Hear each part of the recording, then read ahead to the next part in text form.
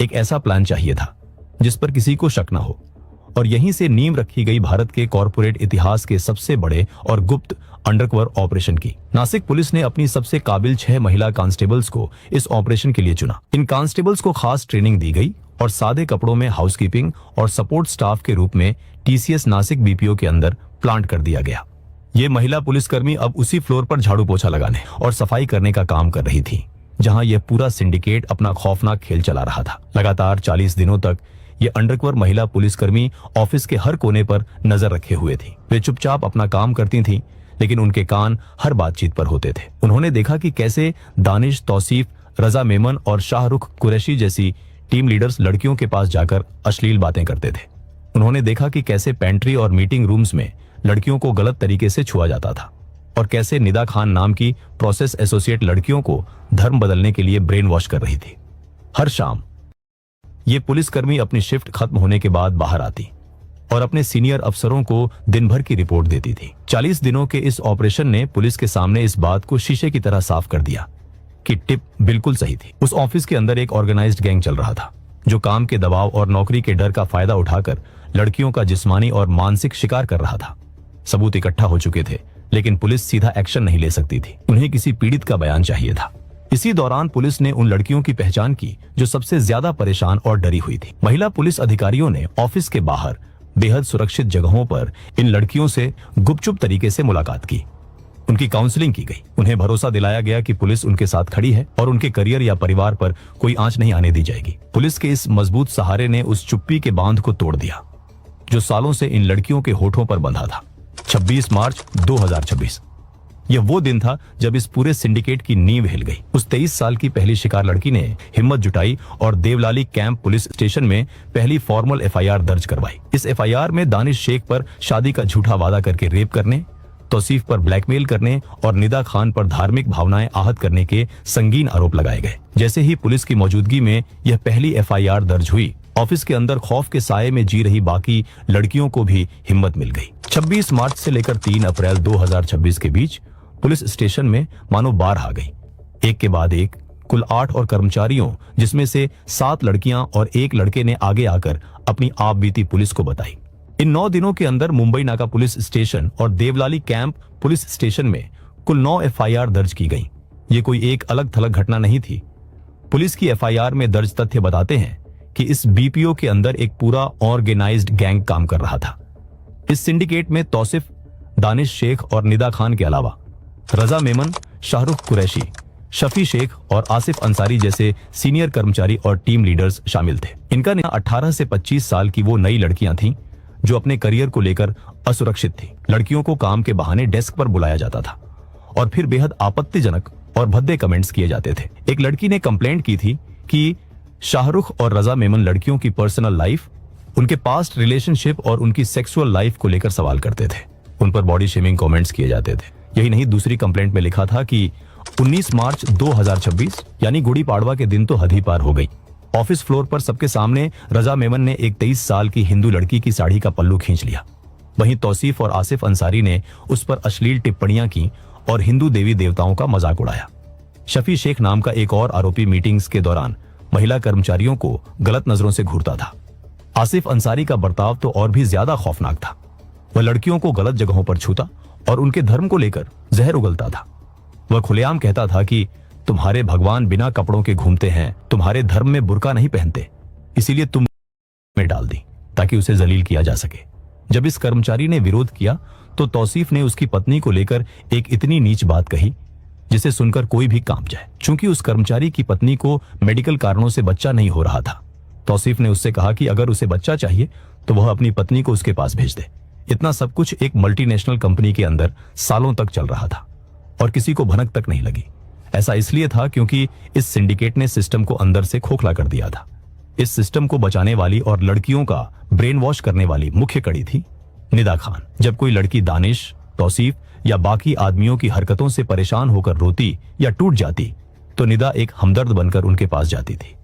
वह उनका भरोसा जीतती और फिर धीरे धीरे उनके दिमाग में यह बात डालती थी कि अगर वे सुरक्षित रहना चाहती हैं तो उन्हें इस्लाम अपना लेना चाहिए। निदा उन्हें बुर्का पहनने, लिपस्टिक न लगाने और इस्लामिक तौर तरीके अपनाने के लिए प्रेरित करती थी। लड़कियों ने आवाज उठाने की कोशिश की थी। उन्होंने एक या दो नहीं बल्कि कई ईमेल्स और लिखित शिकायतें कंपनी की इंटरनल कमेटी को भेजी थी।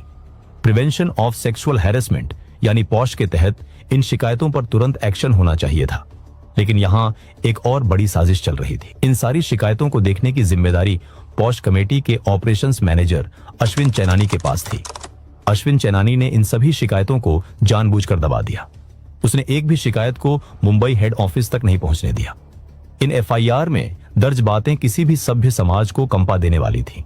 मामले की गंभीरता और भयावहता को देखते हुए नासिक पुलिस ने तुरंत एक 12 सदस्यीय स्पेशल इन्वेस्टिगेशन टीम यानी एसआईटी का गठन किया। इस टीम की कमान एसीपी संदीप मिटके को सौंपी गई। अब पुलिस के पास सबूत भी थे और गवाह भी। इसके बाद शुरू हुआ गिरफ्तारियों का सिलसिला। एसआईटी ने बिजली की फुर्ती दिखाते हुए एक झटके में 7 आरोपियों को गिरफ्तार कर लिया। दानिश शेख, तौसीफ अख्तर, रजा मेमन, शाहरुख कुरैशी, शफी शेख और आसिफ अंसारी अब पुलिस की गिरफ्त में थे। लेकिन इन सब में सबसे चौंकाने वाली गिरफ्तारी थी अश्विन चैनानी की। अश्विन, जिसका काम लड़कियों की सुरक्षा तय करना था, उसी ने उनका सबसे बड़ा सौदा किया था। पुलिस की जांच में सामने आया कि अश्विन ने दर्जनों लिखित शिकायतों, ईमेल्स और चैट्स को जानबूझकर दबा दिया था ताकि ये शिकायतें टीसीएस के मुंबई हेड ऑफिस तक न पहुंच सके। अश्विन की गिरफ्तारी ने भारतीय कॉर्पोरेट इतिहास में एक नया उदाहरण सेट कर दिया कि अगर कंप्लायंस ऑफिसर शिकायतों को दबाएगा तो वह भी एक मुजरिम की तरह सलाखों के पीछे जाएगा। दानिश शेख, तौसीफ अख्तर और posh operations manager Ashwin Chainani समेत कुल 7 आरोपी सलाखों के पीछे पहुंच चुके थे। ये सब जरूर पुलिस के गिरफ्त में थे, लेकिन पुलिस की सबसे बड़ी चुनौती अभी बाकी थी। इस पूरे धार्मिक धर्मांतरण और मनोवैज्ञानिक ब्रेन वॉश नेटवर्क की कथित मुख्य सूत्रधार निदा खान अब भी पुलिस की गिरफ्त से बाहर थी। 9 अप्रैल 2026 उस दिन को जैसे ही टीसीएस मैनेजमेंट ने निदा खान को आधिकारिक सस्पेंशन लेटर थमाया, वह तो रात नासिक से गायब हो गई। उसने न सिर्फ अपना बल्कि अपने करीबियों का मोबाइल फोन भी बंद कर लिया। पुलिस ने उसे फरार घोषित कर दिया और उसकी तलाश में मुंबई, ठाणे और भिवंडी के इलाकों में 3 विशेष टीमें तैनात कर दी। इन्वेस्टिगेशन के दौरान पुलिस ने मुंब्रा इलाके में निदा खान के पति को हिरासत में लिया।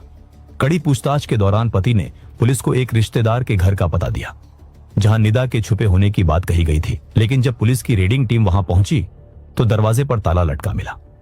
18 अप्रैल 2026 उस दिन इस केस में एक बड़ा कानूनी दांव खेला गया।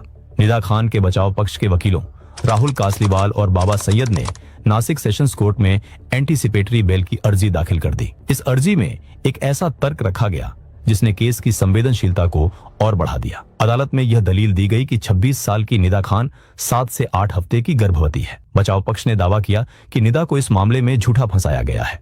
उनके वकीलों और परिवार का कहना था कि मीडिया में निदा खान को गलत एचआर मैनेजर बताया जा रहा है, जबकि असलियत में वह सिर्फ एक प्रोसेस एसोसिएट और टेलीकॉलर थी जिसके पास कंपनी में कोई पावर या रिक्रूटमेंट की जिम्मेदारी नहीं थी। परिवार ने बचाव में कहा कि वह बस एक आम कर्मचारी थी जिसे सिर्फ इसलिए फंसाया जा रहा है क्योंकि वह उस ऑफिस में काम करती थी। 20 अप्रैल 2026 को इस एंटीसिपेटोरी बेल पर सुनवाई तय की गई और कोर्ट ने निदा खान को एंटीसिपेटोरी बेल देने से साफ मना कर दिया। पुलिस को 27 अप्रैल तक का समय दिया गया है, यानी 1 हफ्ता, ताकि निदा खान को ढूंढकर गिरफ्तार किया जा सके। इसके बाद जैसे जैसे एसआईटी ने इन आरोपियों के इलेक्ट्रॉनिक गैजेट्स को खंगालना शुरू किया, इस केस की परतें और गहरी होती चली गईं। पुलिस ने कंपनी के 40 से ज्यादा सीसीटीवी फुटेज कब्जे में लिए और 78 से ज्यादा संदिग्ध कॉल रिकॉर्ड्स और एनक्रिप्टेड चैट्स रिकवर किए। इन चैट्स और कॉल रिकॉर्ड्स ने पुलिस को एक ऐसे सच से रूबरू करवाया जिससे यह केस एक राष्ट्रीय सुरक्षा का मुद्दा बन गया। जांच में एक मलेशिया लिंक सामने आया। पुलिस को ऐसी जानकारी मिली कि एक शख्स मलेशिया से बैठकर इस पूरे गिरोह को ऑपरेट कर रहा था।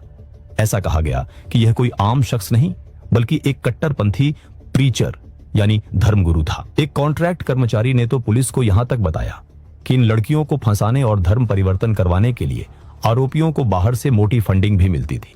यह कॉर्पोरेट जिहाद का एक बेहद खतरनाक और अंतर्राष्ट्रीय नेक्सस था। जैसे ही विदेशी फंडिंग, मलेशियाई हैंडलर और ऑर्गेनाइज्ड धर्मांतरण की बात सामने आई, नासिक पुलिस कमिश्नर संदीप कर्णिक ने फौरन मामले की जानकारी देश की सबसे बड़ी जांच एजेंसियों को दे दी। अब इस केस में नेशनल इन्वेस्टिगेशन एजेंसी यानी NIA, Maharashtra state intelligence department यानी एसआईडी और एंटी टेररिज्म स्क्वाड यानी एटीएस की एंट्री हो चुकी थी। एटीएस ने हिरासत में ले गए रजा मेमन और शफी शेख को घंटों तक इंटरोगेट किया ताकि उनके पासवर्ड और विदेशी खातों की जानकारी निकाली जा सके। वही सुरक्षा कारणों को देखते हुए नासिक बीपीओ को बंद करके वहां के सभी कर्मचारियों को अगले आदेश तक वर्क फ्रॉम होम पर भेज दिया गया। इस पूरे अपराध ने एक बड़ा राजनीतिक रूप भी ले लिया। महाराष्ट्र के मुख्यमंत्री देवेंद्र फडणवीस ने एक सख्त सार्वजनिक बयान दिया कि राज्य सरकार इस बात की गहराई से जांच कर रही है कि कहीं यह कॉरपोरेट जिहाद का कोई बड़ा और संगठित मॉडल तो नहीं है। उन्होंने भरोसा दिलाया कि अगर यह कॉरपोरेट जिहाद साबित होता है तो इस नेटवर्क को जड़ से उखाड़ फेंका जाएगा। टीसीएस नासिक का यह मामला भारतीय कॉरपोरेट इतिहास में एक डरावने और कभी न भूलने वाले सबक की तरह दर्ज हो चुका है। साल 2022 से 2026 तक उन 18 से 25 साल की युवा लड़कियों और कर्मचारियों ने जिस खौफ, घुटन, जिस्मानी शोषण और ब्लैकमेलिंग का सामना किया, वह कॉरपोरेट दुनिया की उस काली सच्चाई को उजागर करता है जिसे अक्सर बैलेंस शीट और मुनाफे के पीछे छुपा दिया जाता है। कानूनी एजेंसियां अपना काम कर रही हैं, अदालतें सबूतों को परख रही हैं, लेकिन इस घटना ने स्पष्ट कर दिया है कि सिर्फ कागजों पर नीतियां बना देना काफी नहीं है। जब तक जमीनी स्तर पर सिस्टम में ईमानदारी और सख्त निगरानी नहीं होगी, तब तक सुरक्षित भविष्य की तलाश में निकले युवा ऐसे ही अदृश्य जालों का शिकार होते रहेंगे। बाकी दोस्तों, आपको क्या लगता है, इन मुजरिमों को कौन सी सजा मिलनी चाहिए? हमें कमेंट करके जरूर बताएं और ऐसे ही रियल क्राइम स्टोरीज देखने के लिए हमारे इस वीडियो को एक लाइक और चैनल को सब्सक्राइब जरूर करें। धन्यवाद। जय हिंद।